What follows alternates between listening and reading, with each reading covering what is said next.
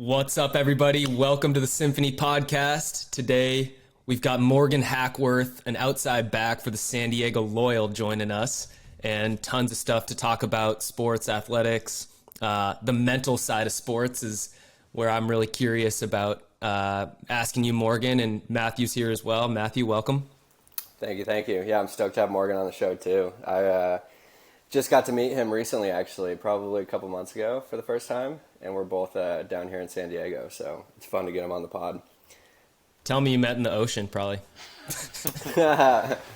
We didn't, but it was through a common friend that surfs, so the surf community is always just like wrapped together somehow. Word. Awesome. Yeah, no, I'm excited, man. Give me a couple sentences intro on just where you're from, what your upbringing was like and how you got onto the path of professional soccer. Yeah, well, first of all, thanks for having me on, guys. Excited to talk today, especially about root strength and all the stuff you guys are doing. But yeah, so I grew up in Florida. I've been playing soccer since can even remember. My dad is a professional soccer coach in St. Louis. So I kind of grew up around the game of soccer. Just always had that passion and love for it. As I got older, I moved to Philadelphia. Soccer started to get more intense, more of like, this is something that I want to do, as long as I can. And I obviously always had that dream of playing when I was a kid. And it really became a reality once I got to college and did really well there. And then got to go become a professional soccer player. My first year was in Memphis, Tennessee. And then I have been in San Diego for the past 3 years now and been loving it. That was a very concise intro. Wow, there's so much I want to unpack within that, but that's great. Did you play any other sports growing up? That was dialed in. Yeah, that was a lot. Sorry, what was that, Matthew? I was gonna say, did you play other sports growing up too, or was it just soccer from like an early age? Track and field was big for me growing up. I ran cross country. Those were like the only other sports that I was like really into growing up. Like I'd play basketball with my friends, flag football, all the stuff.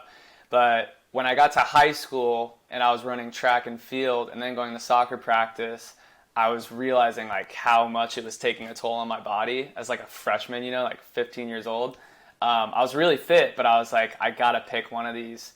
And soccer was always the thing that was, the most important thing to me. So I was like, all right, at this point I have to take it seriously. And then I dropped track and field. And I was bummed because I wasn't able to play like varsity. Like I wasn't allowed to play on my high school team. They make you sit out a year. Yeah, well, the club I was on was so intense. You sign like a document that says you can't play high school sports. So like all my friends are like, oh, you got to play on the team. And yeah, you're not allowed. So it got serious then. But yeah, those are the only other sports. Is that probably when it started to feel like you played soccer professionally then?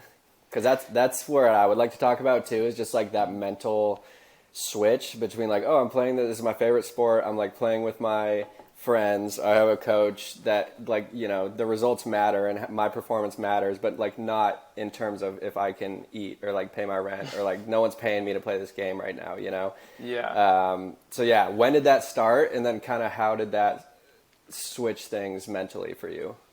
Yeah, it started pretty young. I would say like when I was a freshman in high school, and then I was playing on academy teams, which is the highest level for a kid at that age. So I was playing on the highest level teams, and then I was playing really well and starting. And I started to feel like how intense soccer is. When I was growing up in Florida, it was good, but it wasn't as intense as then when I moved to the Northeast, and I'm like, wow, like every kid from every city is like a baller. Like everyone's so good. So it was competitive just to get onto the team that I was on. So I felt that then. I really felt it when I was still a freshman in high school. I got an opportunity to go to Argentina to go on trial for a professional team. And I lived there for just short of a month. And that's when soccer really was like, wow, this is people's livelihoods here. going down to Argentina and just seeing like these kids are like, you pretty much said it, but they're like fighting at the age of 15 to like feed their parents and families and like get them a life, like, you know, like a life to grow. And it's through soccer. I rolled my ankle and then was sent back home the very next day. So like that was my first ever like rejection of like, wow, soccer hits hard when that happens. Cause I was like loving Argentina. I was getting the hang of Spanish. Like I loved the people there. And I was seeing myself like signing for this team, living there for a couple months or a year, who knows. You know, my journey would have been super different if I had signed on a team then. But that was the reality of the situation that happened. And then, and then since then, it just kept getting more intense. I wasn't allowed to do high school sports. Like, it became my every single day. Like, you're training every single day of the week, you know? And the guys that are trying to take your spot every day in training at that young of an age, like, it really was intense. But that was sort of when that shift happened, like, mentality-wise. I was like, man, if I want to do this, I really do have to be, like, locked in. I love it. So what do you think percentage-wise, what percentage of sports is mental versus physical? Well, I do in my free time. I don't know if you guys know this, but like in my free time, I'm an ambassador for a company called Soccer Resilience, which is all mental strength training. So literally what I do in my free time is I work with kids from like as young as 9 years old to college soccer players. And I just talk to them about the mental side of the game. Like, how can you grow that mental side? What are tips and tricks you can use every day to sort of like use the most underappreciated component in sports, which is like mentality. So for me, I think it's huge. You know, you look at some of the best players in the world and they're not always the biggest or strongest. Like Lionel Messi's the best player for sure, goated. And, you know, everyone told him he was too small to ever even be a professional. But that like willingness that you see he has, like, I think the mental side of the game is honestly the biggest component, what separates guys that make it and guys that don't. What are some of those? Go ahead. I was just gonna say, what are some of those practices that not only you incorporate, but that you're helping the other people that you're working with incorporate into their lives? Yeah, well, I love how this all ties together because it goes to you guys too, and what you guys are doing like with root strength is it's breath work. It's like, how do you find your breath in the most high intensity, high stress moments? Like when everything is telling you in your mind negative outcomes and being scared of them, how do you then find your breath, find calmness, and then put positive thoughts in your brain? So it's a work every single day. When I go to training and I don't practice my mental breathing or my mental side of the game and I play like shit, I'm like, wow, what was I doing wrong that day? And I was like, oh, I didn't do any of my mental work, you know? I was going to add just like soccer. I remember I played Eastside Football Club, which was like the top club up here in Washington. I was on the B team. I was one of those guys coming for your spot, but never was able to take it. And and I remember my coach one time saying the thing about soccer at the professional level that's so remarkable is that you might only get, especially as a defender, he was also an outside back. Mm-hmm. He would only get 15 to 20 touches a game, if I remember correctly. So you're out there for 90 minutes, but you only get a few moments where you're actually like, you have to be 100% composed the whole time. But that ability to just like hone in and not make a mistake when everything matters in that one moment, that's the skill that I respect so much with athletes. They call it the clutch gene on this one podcast I listen to. They always joke about who's got the clutch gene, but yeah, it's the guy who wants the ball in their hand at the end of the game or whatnot. Oh yeah. Mm-hmm. So yeah, I'm curious to hear more about how you kind of cultivate that, like beyond breath work. What's the journey been there? Because I'm sure you weren't always at the level that you're at now. Oh yeah. Anything else you can add there? No, that's a great question. And it's interesting, like when you think about how many small actions you get in any part of the field, really, like it's really interesting when you look, a team is a team because everyone shares the ball and works together, but like your actions as an individual sometimes can be so limited. And that's where like the stressful part comes. It's like, man, if you only get a few opportunities and you mess up each opportunity, like they stack on you and they feel heavy and you're like, man, I suck. You know, like these things happen every day just in training or games or whatever. So like that mental aspect is learning. How do you like appreciate when you get your opportunity to take the most advantage of it? And like most of that starts with first like a healthy self-talk of like confidence, like making sure that you have been working hard for something, like, you know, just your first touch, whatever you work on. But if you work on these things and then you get into games, you just sort of get into like a flow state. A lot of athletes like to call it, like where you're just doing what you've done since you were a kid, right? And yeah, so once you get into that, it takes a long time. And you alluded to it also that I haven't always had that. And for sure, that was like a huge case for me of like low confidence in college. Like I had terrible confidence and had to go through some struggles of like not even playing on a team. So those things really weigh on you. And then like the mental thing is like getting past it, you know? Yeah, dude. Yeah, totally. It was always also being 5'9", playing basketball was a big hindrance for my professional athletic career. I'm super curious to hear more. Matthew, I'll hand it over to you. Sorry, I was actually just moving because I was in like direct sunlight, like right in front of the window. So I feel like it was like right on my face, and I started sweating, so I had to move a little bit. And I also love that what you talked about, like working hard as the foundation. Like if you know you're working hard on something, when you get to the game, there's no question about like, do you deserve it? Should you have confidence? Like for me, when I'm uncertain about myself is when I just haven't prepared enough. Like when I haven't put in the work. Yep, 100%. Yeah, it's almost like finding those activities that allow you to, I mean, you said it when you said return to the breath, right? So it's like, it's almost about under any circumstances, can you come back to your body, to your breath, and just like compose yourself, basically. Because you know there's going to be all these other variables going on. The crowd's going to be screaming, your heart's going to be beating in your ears, like you're going to be gassed, winded, probably like a little bit beat up from the game. And it's like, how well can you snap yourself back just into that zone? Yeah. On a split second. And I feel like that ability comes from what you're doing off the field and like how you're cultivating a mindset of positivity and like groundedness throughout the rest of your life. And so I think that's really cool that you've kind of grasped that, because I think you're spot on. You know, like that is what makes such a difference at the professional level. It's because like talent is going to be, like you said, like when you start to play at higher clubs, you're like, oh my God, there's so many ballers out there. Like, and that just continues to happen the further you get up the chain. It's just like people are talented. Like the level of talent is going to be difficult. So like how else can you set yourself apart other than just being a freak athlete? And I think that's super important. But I was going to ask, do you meditate or do anything like with mindfulness or anything? Yeah, I do a little bit of meditating here and there to work on it. What's really interesting is that our team this year meditates.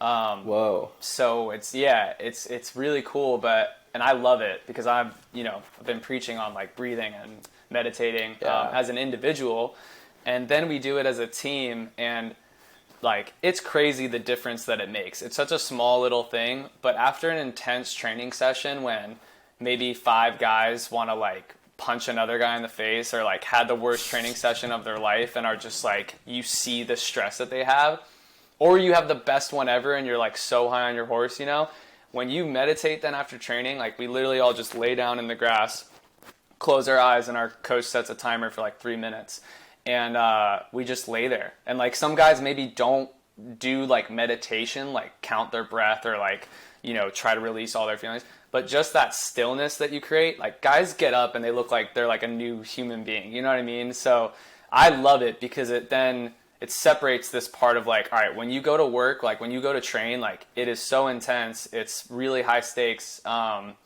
you're just working your ass off.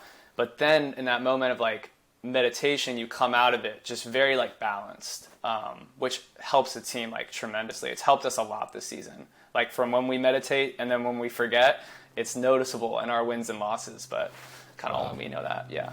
It's really interesting though. There's so many things that I remember in high school looking back on that were just terrible training practices that we had to go through. Like my senior year basketball, or my team, actually my sophomore year, we made us run to the state tournament, and all the seniors were so good. I was like the 11th guy on the team, whatever. But 3 of our 5 starters went down with injuries throughout the year, broken leg, sprained ankle, because we would train for 2.5 hours, or we would practice for 2.5 hours and then have an hour lift as like 15, 16, 17-year-olds. Literally everyone just got injured. So I'm curious to hear like that just last year, just this most recent year, you guys are adopting like new practices. And I think that's one of the reasons why it's cool to talk to a professional athlete, because they're on the cutting edge of like what's possible and, you know, the best protocols, things like that. I'd be curious to hear kind of on the injury prevention side, physically, what does your movement practice look like? Are you doing yoga? Are you working with physical therapists? Talk a little bit about that. Yeah. I don't think we're like the most cutting edge, but we're definitely doing like a really good job so when I got to San Diego Loyal, we were a brand new team that just started up, you know, from the ground up. Like I was one of the first players in. So I've seen the club throughout 3 years grow massively in what you just talked about, which is like injury prevention, like physical therapy, medical staff, our lifts. Everything now is like tailored to like a lot of mistakes in the past till now. Like we have it pretty dialed. Where, yeah, a lot of it is what you kind of said. We now have like resources in all of those things. With yoga, we still sometimes do weekly yogas. You know, when we have our rehab days, like after a game, our medical staff will take us through like a whole hour of just stretching. So just injury prevention stuff, but just staying loose, like rehabbing. And then we've dialed in lifts. Like we really don't do a ton of lifts throughout the week before a game and depending on the schedule. But we'll lift twice a week and do a day for lower body and a day for upper body. And it used to be like trying to elevate those things that you want, you know, like either upper body or lower body, whatever it is. Now it's like become very strong on the maintenance part. You want to maintain these levels that you're at. In preseason, you can try and elevate whatever you want, right? But then when you get in the season and it's long, you're just maintaining like what you've already been working on throughout the year, whatever it is, you know. So those sort of just like little things are some things that we've done differently now. We track our data every day, like our running. So how much we do on the field during training, they'll know like, oh, the guys ran really hard this week. Let's go lighter on Friday, or let's go lighter on Thursday. So we've got a lot of resources now, and I don't know entirely all like the information on them, but I know that they're doing a pretty good job on them. You guys wear whoop straps or all as a team? We wear, I think they're called catapult straps. Yeah, and they've got like a little pod that goes in the back, and they track our data that way. Cool. No one's slacking then. Yeah, no, and if you forget your pod, you get fined. So that's always funny to see who forgets them. Wow. What are the I guess during the season, what do those upper body and lower body days look like in the gym? Yeah, so today we did lower body, and today was pretty low. Like you just do a couple RDLs, so like 3 sets of RDLs. If guys want to do squats, it's either with not the normal like bar on your back. What's that thing called? Hex bar, maybe? Hex bar. Yep, you're doing hex bar squats. And then it's like single leg, what you want to do for like balance wise. But it's just 3 things, 3 sets. Keep it clean. Don't push yourself. You have the rest of the week to train, right? And you like guys are professional. They know not to push their body too hard. So it's you go in, you do your work, you feel like, all right, I got a little bit of a pump and I feel good. You know, and you put your stamp on that workout. Yeah, that feels like a much more sustainable approach to just keeping those levels balanced like you were talking about. Yeah. Okay, one thing I want to ask, because we've gone through a similar experience just with learning how to surf like later in your life. And so I want to know like, A, what that process was like, but also B, what is anything that you've learned from surfing or the experience of learning how to surf that kind of translates over to your mental side or even physical side of your ability to excel in soccer also? Yeah, that's a good question. It's interesting, but like surfing aside, kind of, I've just found a balance of, soccer is like every single day for me. And it can be really stressful sometimes. Sometimes it can be the best thing ever, but most of the time it's a lot of hard work and a lot of, stress on the brain, on the mind. So when you get off the field, it's like having a balance in life of things that you enjoy, things that aren't going to kill your body, but, can get your mind away from the game for a little bit. I've seen so many professional athletes that like, it's not terrible, but soccer's like everything to them, and it can eat them alive. Like the rest of their week because of a bad game can affect them for that week, So I've always wanted to try and like find a balance, and for me that came through surfing. A couple other things like being outdoors and hiking, but being here in San Diego and having surfing as a resource. And like when you asked about meditation, that for me is like my meditation. When I get out in the water, and just sitting there on your board, the day sometimes might not even be good, like conditions wise, but you're just sitting out there on your board and it's like nothing else in the world matters but where you are right then. So you just feel like super present. It's my sort of meditation. It's my like world that I go into to get away from soccer and just be present. And so more than the physical side, just mentally, it helps me feel. When I come out of the water, I mean, I'm sure every surfer feels this way, but they're just so stoked and you feel so happy and like uplifted,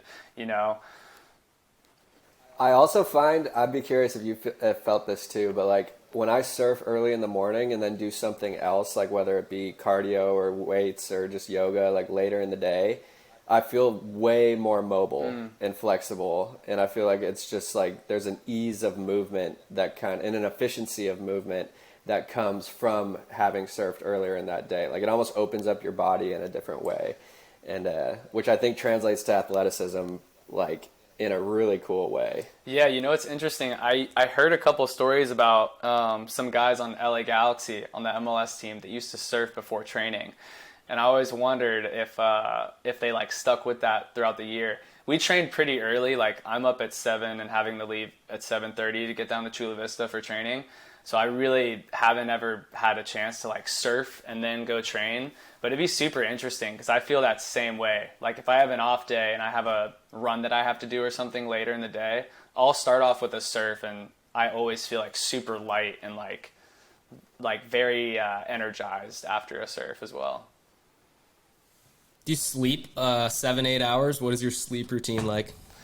Yeah, they monitor our sleep too, so you really got to be trying to get the 8 hours. Yeah, I'll try to get 8. Sometimes it looks like 6 or 7, just because that's how sleeping is these days. But yeah, try to get my 8 almost all the time. So they're really, really tracking you, man. Yeah, they want to make sure everyone's doing the right things, staying in line. But most guys are pretty good about it.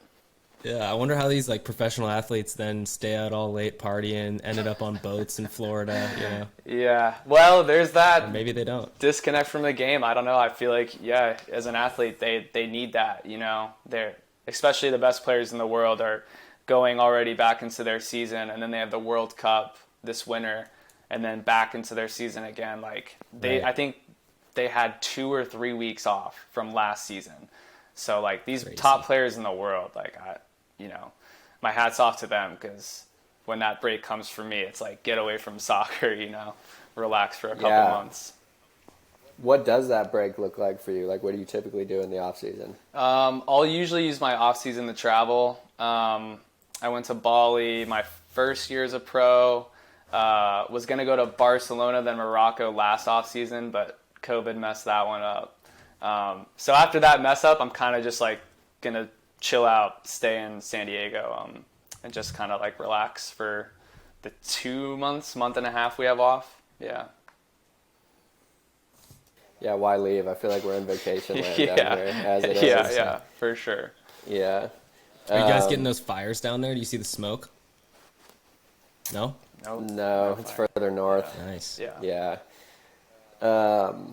Well, yeah, this is kind of a good, I feel like we've been talking a lot about like the mental aspect and kind of like finding that centered place and efficiency of movement and breathing. So that's kind of a nice transition in to talk about the experiment that we're doing together with Wave Neuro and the brands. Well, actually, we're doing it with both Root Strength and Shroomy.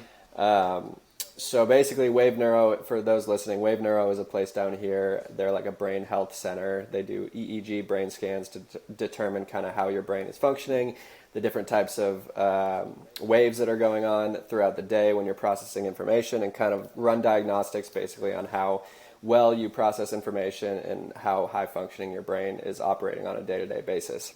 And then they also offer like brain stimulation therapy through these crazy awesome headsets that they have, basically where they can correct, there's like alpha waves and beta waves and theta waves, I believe, and one of them are like the sleepy waves. I'm kind of forgetting which one is which. I know alpha waves are kind of like the up energetic one that you want going consistently throughout your day. And so basically, if they do a diagnostic on your brain and they see certain dips in certain areas, they can stimulate the right wave during those times to basically train your brain to correct itself in those ways. Fascinating stuff. I don't know all the science behind it. We'd have to get Jay on here to talk about that. But recently, we decided to run an experiment to kind of test the efficacy of the mushrooms that are in our products. Because there's a lot of studies that are going on that show lion's mane specifically has the ability to kind of regenerate neural connections in your brain that may have been damaged for whatever reason. And so we wanted to take athletes or just people kind of in the community who haven't really tried functional mushrooms before and get them on a protocol of taking our stuff every single day for 3 months and doing a brain scan before and after that 3-month period and just seeing if there's any neurological changes that we can point to and kind of be like, you know, this stuff really works. It's there's some science behind it now, and it's just, but mostly it's just been a reason to kind of connect with Morgan and check in with him week to week, see how he's feeling, see how he's liking the products. And so I'm stoked to hear kind of what your experience has been with that so far, how you've been enjoying the products, any unique differences that you've been experiencing, and just, yeah, kind of all of it. Yeah, for sure. And what are you taking? What products? Both Root Strength and Shroomy? Yeah, so I'm taking both. I'll take about 2 Shroomies like a day, sort of in the middle of the day, and then maybe around like 4 or 5. So I've been taking like 2 a day, and then I've been drinking Root Strength pretty much every morning. I've tried the Kit coffee, and I think we both talked about it earlier, but it's like, it is hard to cut it completely out. Just for us that love the taste of coffee. But I've been really consistent with every day just drinking Root Strength in the morning instead of coffee. And then before every time I work out, I've been drinking, then putting 2 scoops in, you know, a workout shake or whatever. I always go the hot water way. I just like love the taste. I actually, you know, I think it just tastes like hot chocolate, so it's great. So that's kind of been my regimen. And I've been loving it. I've really, really loved it. It makes me feel like balance throughout my day. With coffee now, when I have coffee as my little treat of like, I'll be at a coffee shop, I'll get coffee, whatever. You really notice then the side effects of after, the withdrawals of having coffee. Like that like jitter, the caffeine hit that you'll get after, the trouble you have falling asleep just after like 1 latte, you know? So now after this time, how long have I been doing it now? I mean, it's been like a month and a half. I meant to check before we hopped on, but yeah, I think it's been about a month and a half. So we're about halfway through the experiment. Yeah. So it's really opened my eyes now to like, when I have a cup of coffee, I know what's coming after. Like I used to just drink coffee and, you know, drink it all day, all the time. And I'd kind of feel, you know, like my body isn't right, my head's all over the place, stress is up, whatever. But now I really know. Like if I'm going to have a little bit of coffee, I know what's coming after. And that's helped just through taking Root Strength and getting to a place where like my brain feels really balanced. And so do my energy levels. I've loved taking it before workouts, before training. The one interesting thing that I think we've both talked about is how you feel your breath, how you literally just can feel your lungs expanding and coming in and out. So for that, like, it's been amazing. With the shroomies, honestly, I don't know if I've noticed anything exponentially that's changed in my mind, or, the effects of them. But, still sticking with it every day, it'll be interesting to see through the Wave Neuro if these things have shifted a little bit. But with the root strength that I've been taking every day, I've absolutely loved it. And as an athlete, you need energy, but you don't want to be jittery. You don't want to be like anxious. You don't want to have your body be stressed. And that's what coffee had done to me for a long time. So it just feels good now to like know that I'm in a balanced place with my mind mentally, and my body still has energy. So you take like a scoop in the morning just to get going, 2 scoops if you're going in for a workout. Not necessarily, you're not drinking it like right before training, but you're drinking it in the morning to kind of just as your coffee replacement. Yeah, it's hard to explain, but I don't eat breakfast, so I fast in the morning. So, cool. Coffee used to be my only thing or whatever, but now with root strength, I'll take that 1 scoop in to my cup and just have it. I'll be sipping on it before I'm about to go out for training. So it's not really like I'm using it as pre-workout, I guess, but it's still that thing that's going to get me energized, up for the day or meetings, whatever it is. Yeah, I like that. I'm big on the fast game too. So do you like to work out on an empty stomach, or do you typically eat before you work out? No, I love it. I don't eat before training. It's something new that I've been trying to do as well. But I've absolutely loved it. It was hard at first because you just felt very like light and fatigued. But when you get used to it, when you like know what your body can go through mentally, it feels really good. I feel very light, and whether it's mental or whatever, but like faster and more able to just like hop around, be light on my feet. And as a soccer player, I feel that. Twinkle toes, you gotta be light on your feet. So. Yeah, seriously. You should take some dance classes too. Maybe get some ballet going, or some salsa. No, that's super interesting. I know we connected about that before too, but that's the main thing that I realized with the root strength as well, is just like how efficiently you're able to use your breath, even when you should be fatigued, basically. It's like it helps kind of keep that steady rate, even though, I don't know, I tend to breathe through my nose a lot more and I kind of try to do that anyway when I'm working out, but just kind of in general, because I guess you can actually get more oxygen into your lungs if you're nose breathing, which is kind of counterintuitive because it feels like you're getting more from your mouth. But apparently it's more efficient to breathe through your nose. I feel like root strength really helps me do that. And that was kind of like you said, like for athletic performance, kind of what you're looking for is a very aware mind, and you want to have like an alert mind, but more or less a relaxed body that can kind of just adapt to whatever's needed on a second by second basis. And so that's kind of really how we tried to formulate root strength, was like, okay, let's get the lion's mane in there so that it's going to light up your mind. So you're going to be aware, your senses are going to be, on high alert. But then your body, so what cordyceps do, that other mushroom, it actually helps your body produce more of this molecule called ATP, which pumps energy and oxygen to your muscles and lungs. And it kind of like kicks in as you start exercising. Wow. And so literally it just helps you circulate oxygen throughout your entire body at like a much more efficient rate than you would be otherwise. Because usually we have like a pretty steady level of ATP production going on in the body, but cordyceps really kick it into a different level. So that like efficiency of breath and movement comes from basically your body just operating at a higher level in terms of like how it's pumping and distributing energy and oxygen to all of its different components. So it's like, it's really fascinating, and knowing that and then feeling that from the product is like a pretty cool experience. So I'm glad you're enjoying it. It'll be interesting to see if there's any changes when we do that follow-up brain scan. Sure. But I mean, even if not, like, it's been cool to just kind of keep track of it along the way, and I'm glad you're using it every day, and I'd love to get the team on it too at some point. Yeah, what's interesting for me too, let alone what we're going to see through Wave Neuro, but like, I am for sure the fittest I've been in my career. And like, I've been doing a good job with my fasting and, like still working out and doing well in training, whatever, in games. But this has really like helped me feel that way, with coffee, I'd like have a headache, or like I'd be like, man, I gotta get some food because my stomach would be so messed up. And so I never really felt like fit. I felt jittery.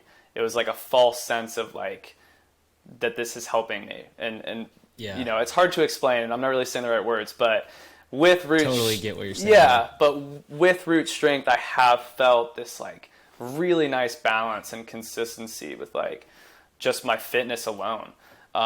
So it's really been awesome. And yeah, I tell guys today I was brewing it up, and everyone comes up to me and they're like, "Is that the mushrooms?" And I'm like, "Yeah, you got to try it." So I always hand out sips, and guys are like, "Yeah, I think I could do this." So Dude, we need to give you like 10 more jars, get the whole squad on it. I know, I'm trying to get our community relations guy to get in touch with Matthew and maybe get that going for the team. The guys are interested. They're interested in it. Yeah. Once we get those rebranded jars, I'm gonna just send you guys a whole case of them. Oh, that'd be Just so let you guys cool. go nuts.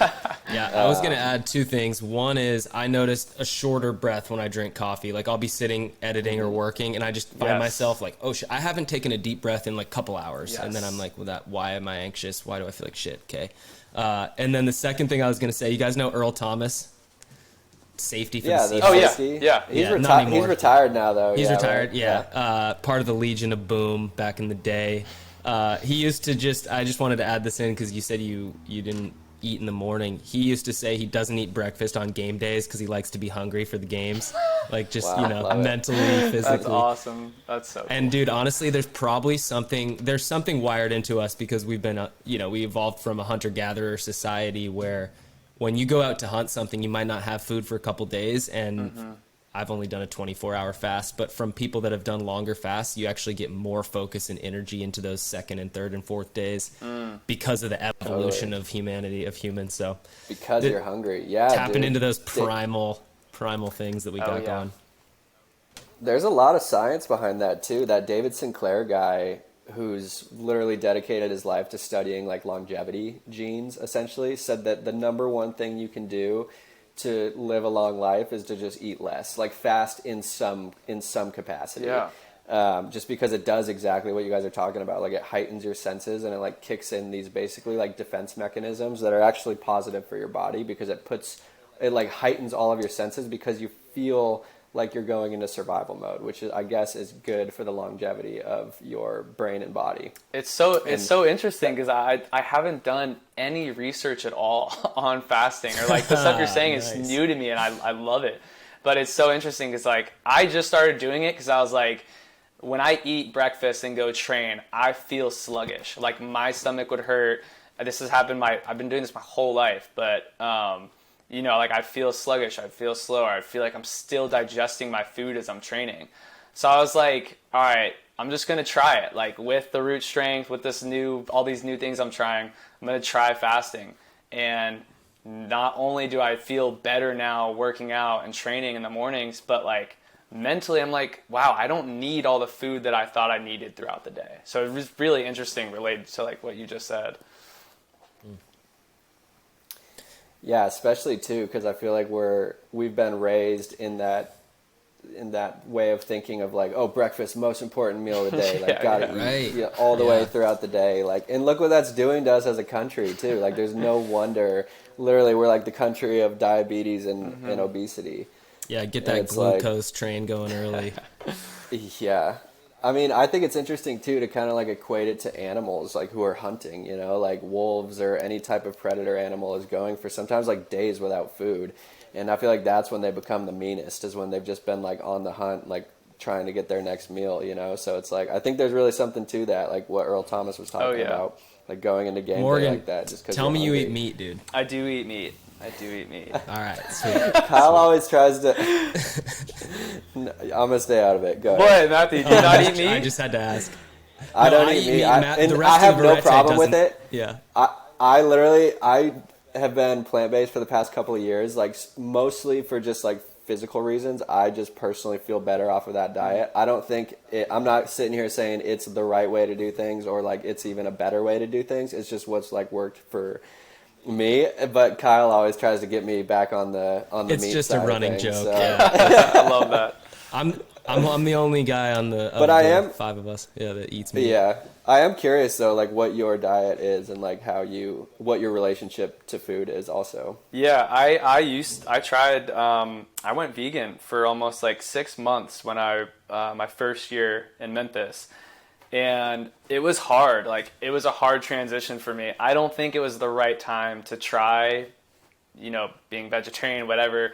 I definitely wasn't, eating the right things even on that diet. Like way too much pasta and carbs. Like, I was eating so much food to just like, I was eating like 2 protein shakes a day just to like be able to go to training the next day. So it really wore me out. And like I said, I probably wasn't prepared for it.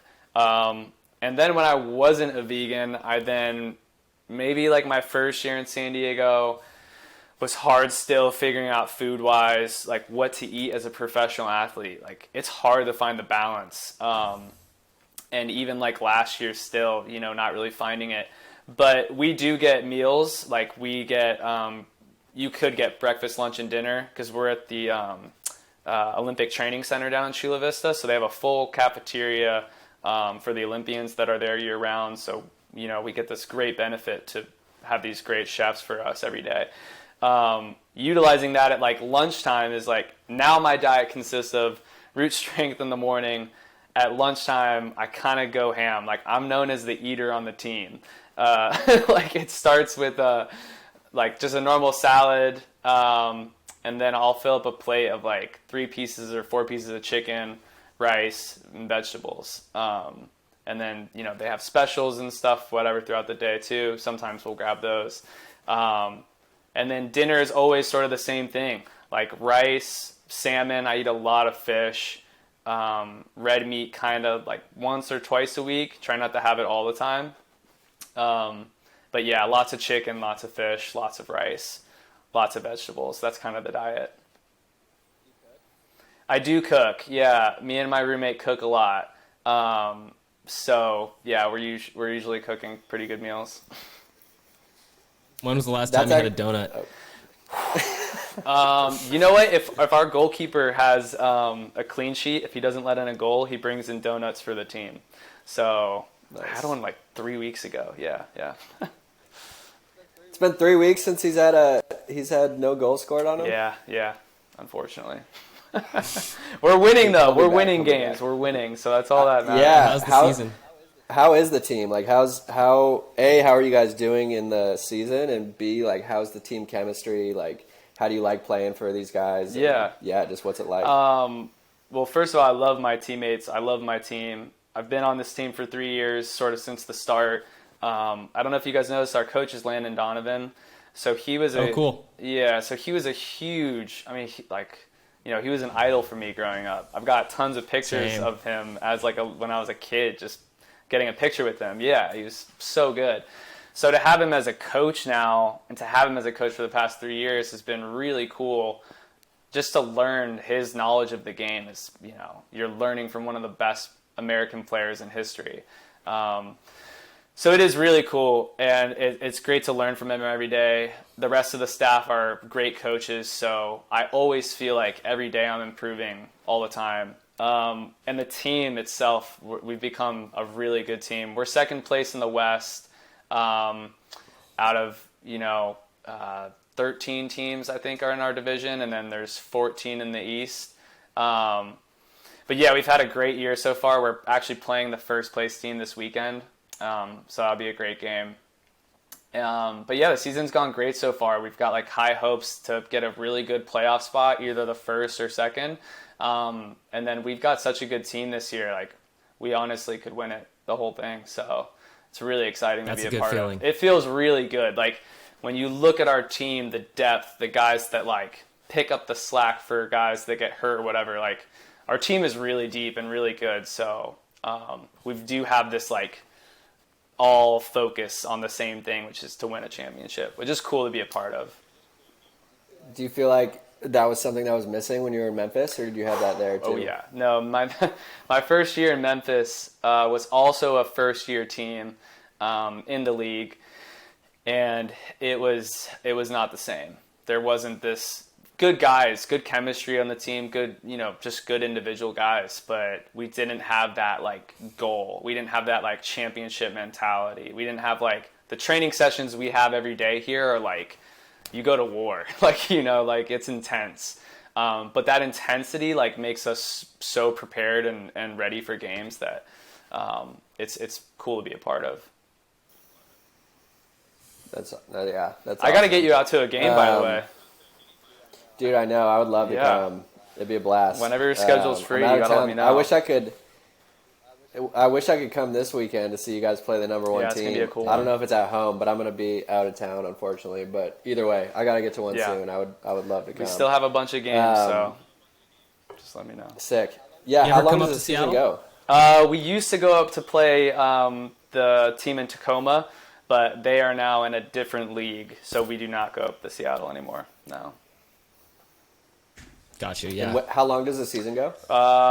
Our last regular season game is sometime in October, and then playoffs will go to November. So we'll end around mid-November, hopefully with a championship. Yeah, that's what we like. That's the goal. Well, yeah, obviously good luck with the rest of the season. Would love to come to a game. But yeah, I know we're coming close to an hour here, but I have a few more questions I still want to ask. I know we kind of talked about with like how surfing is a good outlet for you off the field, but a huge thing that we like to talk about here on this podcast too is just like a balance of life, and I know you've hit on that too. So outside of soccer, outside of surfing, like is there anything else you like to do, or any hobbies that you have, any like creative outlets, or just other things you enjoy doing when you're not on the field or in season? Yeah. A couple different things. Surfing is the number one.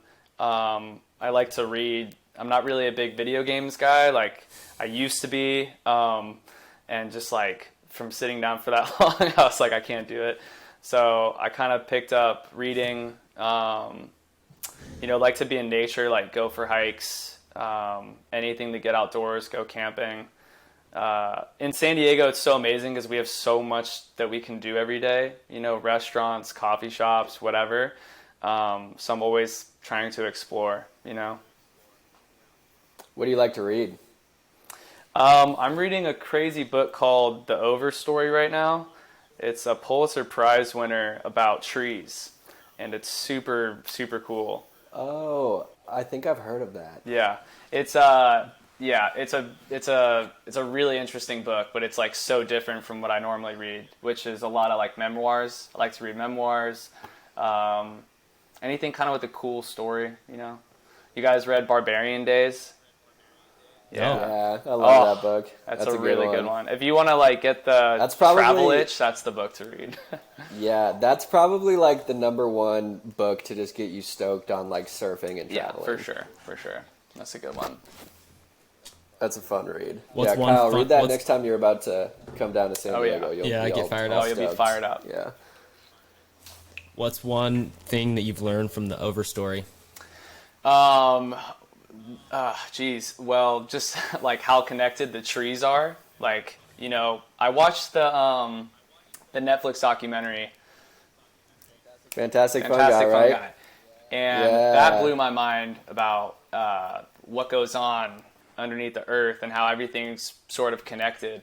And learning these stories about trees that have been here for so long and how people used to think that they were like individuals. Like back in the day, it was like, no way that tree is connected to that tree.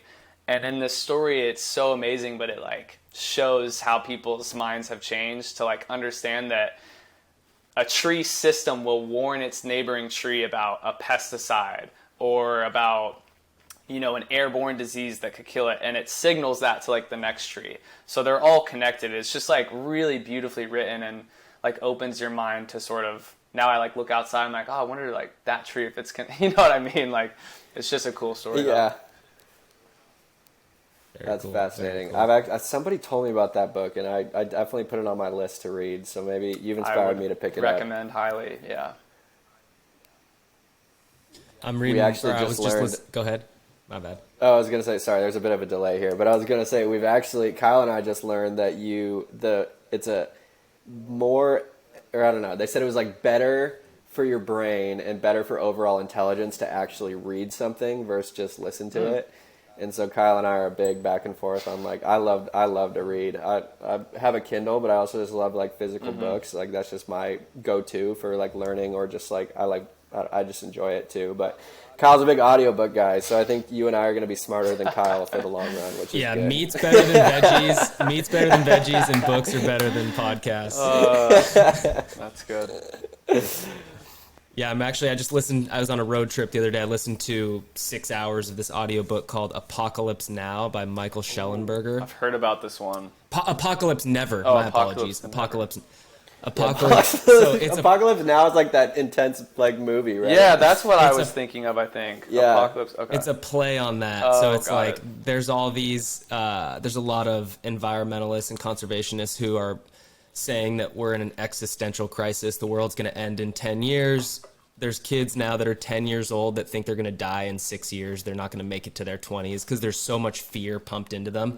And he basically articulates the inverse of that, like why actually carbon emissions are going down. Humans are becoming more efficient at producing food, so we're able to produce more food, less waste, stuff like that. Just a positive. Cool. If you want a positive look on the world. Yeah, we need some more of that here. So yeah, I'll have to check that out. Yep. Dude, well, thank you for coming on the show. This has been fantastic. Been a blast to talk to you and meet you. Yeah, thanks for having me on, guys. It was really fun. Are you on Instagram? Yeah, where can Yeah. that was my question too. I am on Instagram, just Morgan Hackworth. Yep. Yep. All right.